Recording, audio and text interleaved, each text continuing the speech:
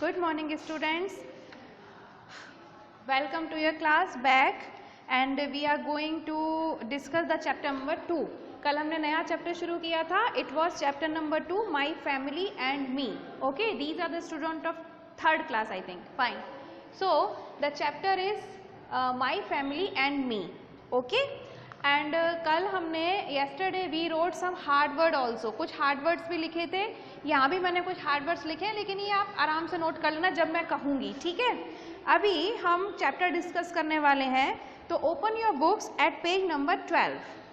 Page number 12 पे हमने कल कुछ कुछ बातें पढ़ी थी और सबसे पहले हमने ये ऊपर कुछ फिलअप दिया था वो किया था. कल हमने पढ़ा था कि फिजिकल कैरेक्टरिस्टिक्स क्या होती हैं. बच्चे अपने पेरेंट्स की तरह दिखते हैं, उनमें बहुत सारी फिजिकल क्वालिटीज़ होती हैं जो कि पेरेंट्स की तरह होती हैं. पढ़े थे ना हम कल, बहुत अच्छे से समझे थे. तो इसके बेसिस पे आपको यहाँ पे 2-3 पॉइंट्स लिखने थे. Do you look like your mother और योर फादर. आप अपने मम्मा के जैसे या पापा के जैसे दिखाई देते हो. Write down 3 of your features that resemble those of your parents. आपकी कोई ऐसी 3 फीचर्स लिखनी थी, 3 क्वालिटीज़ लिखनी थी आपको जो आपके पेरेंट्स के जैसी हों. ठीक है, या तो आपकी हाइट हो सकती है, या तो आपके हेयर हो सकते हैं, आईज हो सकती है, बॉडी कलर हो सकता है ना. तो बहुत सारी ऐसी फिजिकल क्वालिटीज़ होती हैं, फिजिकल कैरेक्टरिस्टिक्स होती हैं जो आपके पेरेंट्स की तरह होती हैं, है ना. तो उनको हम कहते हैं फिजिकल कैरेक्टरिस्टिक्स. इसके बारे में हमने कल पढ़ा था, ठीक है. तो मुझे पता है कि आपने ये तीनों पॉइंट्स तो लिखे होंगे, है ना. मज़ेदार चीज़ है ये, एकदम नई चीज़ है सुनने में कि हम अपने पेरेंट्स की तरह होते हैं. क्यों होते हैं, कैसे होते हैं, ये बहुत डिटेल में तो आप बड़े होके भी पढ़ते हो, बट अभी आपको इतना पता होना चाहिए. और आपके अंदर बहुत सारी क्वालिटीज़ होती हैं, फिजिकल क्वालिटीज़ होती हैं और कुछ हेरिडिटरी क्वालिटीज़ होती हैं, वो मैं भी आपको बाद में बताऊँगी. तो हमने कल ये बारे में पढ़ा था.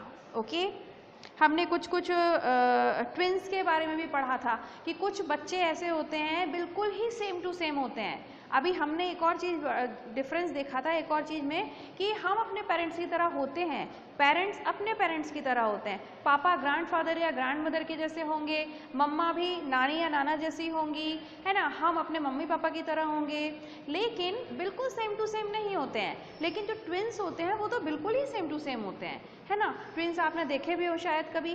तो ये सब चीज़ें हमने कल पढ़ी थी. आज हम पढ़ेंगे qualities, habits and skills. Page number 13 पे ओपन करिए बुक और सबसे पहले यहाँ पे एक दिया हुआ है थिंक नाउ. दिख रहा है सब बच्चों को, थिंक नाउ. इसमें लिखा हुआ है who do your parents resemble in the extended family. Okay, अब वर्ड आ गया एक्सटेंडेड फैमिली.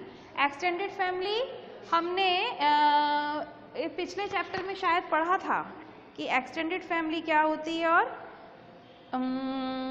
इमीडिएट फैमिली क्या होती है. पढ़ा था ना. पेरेंट्स और चिल्ड्रन, जब पेरेंट्स और चिल्ड्रन सिर्फ बात करते हैं हम, तो वो होती है इमीडिएट फैमिली.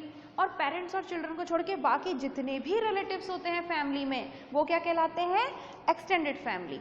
तो अब ये पूछ रहे हैं कि who do your parents resemble in the extended family. आपके पेरेंट्स इतनी बड़ी एक्सटेंडेड फैमिली में, इतने सारे रिलेटिव्स में किनके साथ रिजेंबल करते हैं. रिजेंबल करना मतलब किसके साथ सेम सेम दिखते हैं, थोड़े थोड़े सेम दिखते हैं.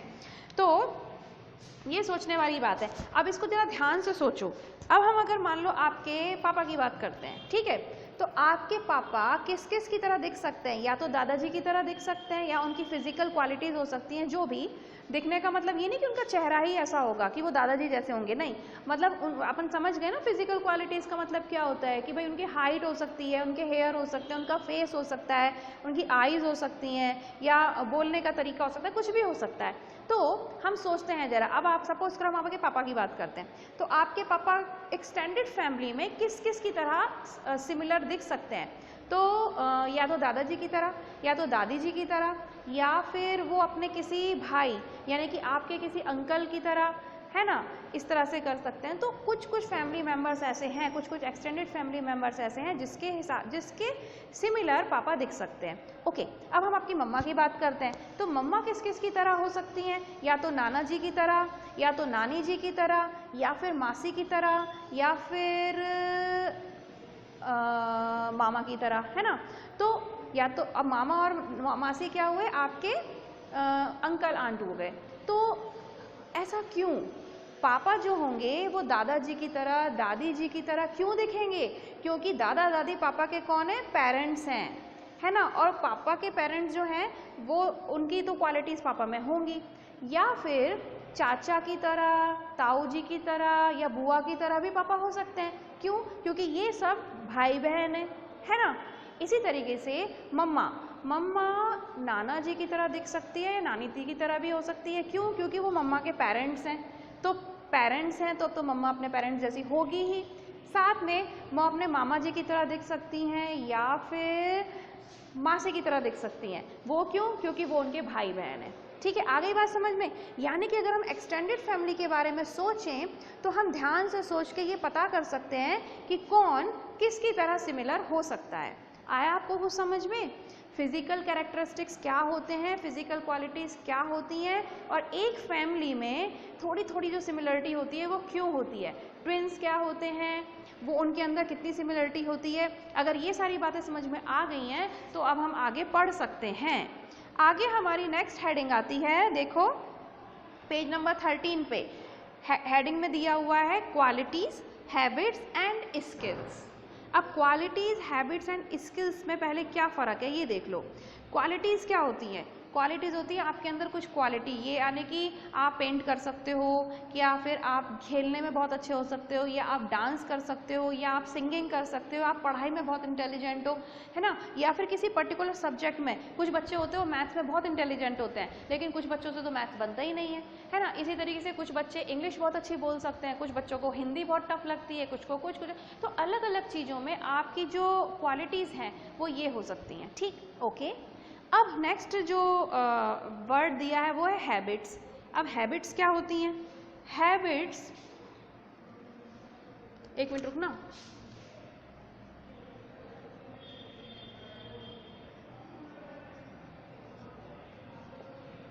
और अभी ये सब लिखना मत, जब मैं बोलूँगी तब लिखना है, ठीक है।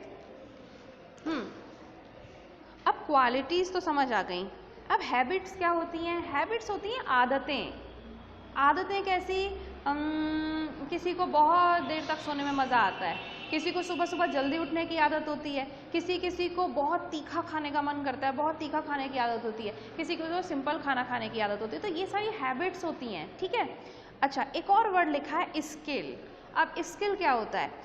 वो क्वालिटीज़ जिसके अंदर आप बहुत ज़्यादा एक्सपर्ट होते हो। देखो, पेंटिंग तो सभी कर लेते हैं, है ना, लेकिन कुछ बच्चों की पेंटिंग बहुत अच्छी होती है। आप बोलोगे कि वाह इतना सुंदर बनाया, और कुछ बच्चों का ऐसा लगता है भाई तू तो रह नहीं दे, मत ही बनाया कर तो अच्छा है ना। ठीक है, लेकिन पेंटिंग तो सब बच्चों ने की, लेकिन किसी ने बहुत अच्छी की, तो ये हो जाती है स्किल। किसी काम में कोई आपके अंदर जो क्वालिटी है वो बहुत ज़्यादा अच्छी है तो उसको कहेंगे हम स्किल। तो आपको समझ में आया क्वालिटी क्या होता है, हैबिट क्या होता है और स्किल क्या होता है। ये तीनों वर्ड्स जो अभी हम पढ़ रहे हैं, क्वालिटी, हैबिट और स्किल, वो अलग अलग है। क्वालिटी मतलब आपके अंदर बहुत सारी तरीके की क्वालिटी पाई जाती है। आप पेंटिंग कर सकते हो, गेम खेल सकते हो, बहुत सारी क्वालिटीज़ होती हैं आपके अंदर, लेकिन उन सारी क्वालिटी में आप बहुत एक्स्ट्रा ऑर्डिनरी अच्छे नहीं होते हो, पर एक्सपर्ट नहीं होते हो। किसी क्वालिटी में आप बहुत एक्सपर्ट होते हो, वो आपकी स्किल कहलाती है, ठीक है। तो दिस इज़ द डिफरेंस कि हैबिट, वो क्वालिटी होना एक अलग बात है। सभी बच्चे कुछ ना कुछ क्वालिटी कर लेते हैं, बहुत सारी क्वालिटीज़ होती है हमारे अंदर। गाना भी सब गा लेते हैं, लेकिन कुछ लोग बहुत ही अच्छा गाते हैं, है ना। सबके सब तो इंडियन आइडल में नहीं जा सकते, लेकिन जो इतना अच्छा गाते हैं तो वो हो गई स्किल, और जो थोड़ा बहुत गाना गाना जानते हैं वो हो गई क्वालिटी। ठीक, आ गया समझ में? तो ठीक है, अब हम इसमें पढ़ते हैं। अब अपनी किताब में देखो और ध्यान से पढ़ो। Qualities, habits and skills. The skills of a family members are called talent. Skills को और क्या कहा जाता है? एक वर्ड टैलेंट, टैलेंट भी कहा जाता है स्किल को, ठीक है। Children can easily learn the skills of elders of their family. अब ये बात ध्यान रखना, आपके अंदर जो भी स्किल्स होती हैं वो आपको आपके पेरेंट्स से ही मिलती हैं। आपके पापा अगर मान लीजिए मैथमेटिक्स में बहुत अच्छे हैं, बहुत इंटेलिजेंट है, तो आपका मैथमेटिक्स में भी इंटेलिजेंट होना इम्पॉर्टेंट है, ठीक है। इसके अलावा अगर आपके मम्मी सपोज करो कि वो बहुत अच्छी डांसर हैं या बहुत अच्छा सिंग करती हैं, गाना गाती हैं, तो ये भी हो सकता है कि आप भी बहुत अच्छा डांसर बन सकते हो, ठीक है, या फिर आप भी बहुत अच्छी सिंगिंग कर सकते हो। तो कहने का मतलब समझे, कहने का मतलब ये है कि जो भी टैलेंट आपके पेरेंट्स में होता है ना, वो ही टैलेंट आपके अंदर भी हो सकता है। और एक और बात ध्यान रखना कि आपके अंदर कुछ और टैलेंट भी हो सकता है। ऐसी बात नहीं है कि अगर आपके पापा मैथ्स में अच्छे हैं तो आप मैथ्स में ही अच्छे हो सकते हो, साइंस में नहीं। आप साइंस में भी अच्छे हो सकते हो, मैथ्स में भी अच्छे हो सकते हो, वो एक्स्ट्रा हो जाएगा। लेकिन जनरली यही देखा जाता है कि जो क्वालिटीज़ और जो टैलेंट आपके पेरेंट्स में होता है वो ही टैलेंट आपके अंदर भी होता है। अब ये तो जादू हो गया, ये कैसे होता है मैडम? तो ये कैसे होता है ये आप बड़े होके पढ़ते हो, ठीक है। अभी तो आपको सिर्फ इतना पता होना चाहिए कि ऐसा होता है, ठीक। अब तो कितना जादू है ना, कितना मैजिक है। आप लोग दिखते भी अपने पेरेंट्स की तरह हो, आपके खाने के शौक भी कहीं ना कहीं या तो पापा जैसे होंगे या तो मम्मा जैसे होंगे, आपके अंदर टैलेंट भी मम्मा पापा जैसे होते हैं। वाओ, ठीक है, ओके, भगवान जी का जादू। अच्छा, next, children can easily learn the skills of the elders of their family. जो बच्चे होते हैं वो अपनी फैमिली के एल्डर्स, फैमिली में जो बड़े लोग होते हैं, उनकी स्किल्स को बहुत जल्दी सीख लेते हैं, ठीक है। अगर आपकी मम्मा डांस करना जानती है और अगर वो आपको डांस सिखाए तो आप फटाक से डांस सीख लोगे, ये गारंटी है। इसीलिए तो मम्मा और पापा को ये सोचना चाहिए, टाइम निकालना चाहिए। पता है मम्मी बहुत बिजी रहती है, पापा भी बहुत बिजी रहते हैं, लेकिन फिर भी उनको टाइम निकालना चाहिए अपने छोटे छोटे बच्चों के लिए। उनको सोचना चाहिए कि यार मेरे को डांस करने का शौक है तो मैं अपनी बेटी को सिखाऊं, ठीक है। या पापा को मान लो क्रिकेट खेलने का शौक था तो उनको टाइम निकालना चाहिए अपने बच्चे के लिए और उसको सिखाना चाहिए, क्योंकि आपको पता है कि आपके अंदर जितना टैलेंट है उससे ज़्यादा टैलेंट आप अपने बच्चे को सिखा सकते हो। तो ये एक बहुत जादू जैसी चीज़ होती है, ये इसे हेरिडिटी कहते हैं, जो अभी आप पढ़ोगे आगे, ठीक है। अच्छा, इसके आगे हम देखें, for example, if your father is good in mathematics he can encourage and train his children to excel in the subject. अब देखो वही वाली बात आ गई, यदि पापा, किसी के भी पापा मैथमेटिक्स में बहुत अच्छे हैं, इंटेलिजेंट हैं, तो वो अपने बच्चों को उसी सब्जेक्ट में, मतलब उस मैथमेटिक्स में बहुत इंटेलिजेंट बना सकते हैं, ठीक है। Similarly, if the mother is good dancer, अगर मम्मा बहुत अच्छी डांस करना जानती है, वो कोई अच्छी डांसर है, तो she can help her children to learn dance, तो वो अपने बच्चों को डांस सीखने में हेल्प कर सकती हैं, ठीक है। Children can hence benefit from the qualities and skills of their family members. इसलिए हम ये कह सकते हैं कि फैमिली मेम्बर्स की जो स्किल्स होती हैं, है ना, जो क्वालिटीज़ होती हैं जिसमें वो एक्सपर्ट होते हैं, वो अपने बच्चों को सिखा सकते हैं। Sports, art, music. स्पोर्ट्स मतलब खेलना कूदना। अब भाई देखो, पूछना पापा से कि पापा बचपन में क्या क्या शैतानी करते थे, कौन कौन से खेल खेलते थे, वो मुझे भी सिखाओ। अपने ऑफिस से आके या शॉप से आके टाइम निकालो और मुझे नहीं पता, मुझे भी सीखना है, ठीक है। और इसका आर्ट हो सकता है कि आपकी मम्मा अच्छी ड्राइंग बनाना जानती हो या बहुत सुंदर सुंदर पेंटिंग्स बनाना जानती हो, तो दिमाग खाओ मम्मी का, बोलो मम्मा आप जब फ्री हो जाती हो ना तो मुझे भी पेंटिंग करना सीखनी है। म्यूज़िक भी सिखा सकते हैं, किसी किसी की मम्मा लोग बहुत अच्छा गाना गाती हैं, पापा भी बहुत अच्छा गाना गा सकते हैं, डांस करना जानते हो, या कोई भी और भी बहुत सारे टैलेंट होते हैं। That can be learn and developed with the help of the family members. तो ये सारे फैमिली मेम्बर्स की हेल्प से बच्चों को सिखाए जा सकते हैं। गेटिंग? ओके, तो आज हमने ये सब पढ़ा, ये बहुत इंपॉर्टेंट है। हमने क्या क्या पढ़ा? Qualities, habits and skills. Qualities तो बहुत सारी हो सकती हैं, देख लो ना, स्पोर्ट में भी आप मतलब किसी इंसान के अंदर स्पोर्ट्स की क्वालिटी हो सकती है, आर्ट मतलब पेंटिंग शेंटिंग करना, इसकी क्वालिटी हो सकती है, म्यूज़िक की क्वालिटी हो सकती है, वो अच्छा गाना गा सकता है ना, और डांस करने की क्वालिटी हो सकती है। लेकिन स्किल मतलब एक्सपर्ट वो किसी एक चीज़ में हो सकता है, या तो वो, और ऐसा नहीं कि बहुत सारी चीज़ में भी हो सकता है, बट ये है कि वो बहुत ही ज़्यादा अच्छा डांस करता हो कि डांस इंडिया डांस में जाए, या वो इतना अच्छा गाना गा सकता हो कि वो इंडियन आइडल बन जाए, तो इसको हम स्किल कहते हैं, ठीक है। और कुछ होती हैं हमारी हैबिट्स, हमारी आदतें। कुछ बच्चे नहीं पढ़ेंगे तो नहीं पढ़ेंगे, चाहे मैडम कितना भी पिटाई कर दें, चाहे पापा कितना भी पनिशमेंट दे दें, अपन तो नहीं पढ़ेंगे, ये एक बैड हैबिट होती है, ठीक है। लेकिन कुछ बच्चे इतने अच्छे होते हैं कि अगर मैम ने बोल दिया है कि आपको ये चैप्टर कंप्लीट करना है तो वो सबसे पहले कंप्लीट कर लेंगे। This is a good habit, ठीक है। तो हैबिट्स तो आप जानते हो, बहुत सारी गुड हैबिट्स आपने पढ़ी हैं, बहुत सारी बैड हैबिट्स भी आप जानते हो, ठीक है। तो बैड हैबिट्स को छोड़ना है, गुड हैबिट्स को अच्छे बच्चों की तरह और इम्प्रूव करना है। तो आज हमने ये पढ़ा, हमने बहुत छोटा सा चैप्टर पढ़ा आज, लेकिन ये बहुत इंपॉर्टेंट है, तो इस वीडियो को वापस से सुन लेना ध्यान से और एक बार रिवाइज हो जाएगा। अब ये हार्ड वर्ड्स, कल आपने कॉपी में थोड़े से हार्ड वर्ड्स लिखे थे, उसके ही आगे इनको और लिख लो। SKILLS skills, TALENT talent, ENCOURAGE encourage, CHOICE choice, HEREDITY heredity, QUALITIS quality, HABITS habits। ठीक है, तो कल जितने हार्ड वर्ड्स लिखे थे ना कॉपी में, उनके आगे इसको भी लिख लेना सारे के सारे।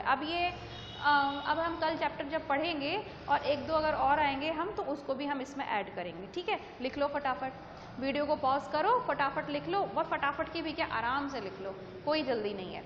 कोई प्रॉब्लम होगी, आपके पास फ़ोन नंबर है ही मेरा, आप उस पर कांटेक्ट कर लेना, और जल्दी से जिन बच्चों के पास किताबें नहीं हैं वो किताबें भी खरीद लो। फाइन, तो आज के लिए इतना काफ़ी है, हम वीडियो ऑफ कर सकते हैं। So have a good day and have a very मस्ती भरा डे। बाय।